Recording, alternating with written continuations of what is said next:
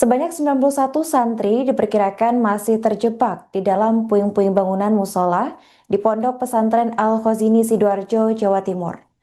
Bangunan 3 lantai yang difungsikan sebagai musola di area Asrama Putra itu roboh saat para santri tengah melaksanakan sholat asar, tepatnya pada Senin 29 September pukul 15 waktu Indonesia Barat.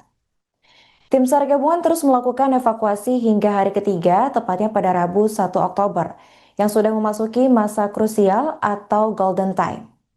Kepala Pusat Data Informasi dan Komunikasi Kebencanaan BNPB, yaitu Abdul Muhari, menyebutkan bahwa hingga Selasa malam 30 September 2025, 91 orang masih diduga tertimbun material bangunan.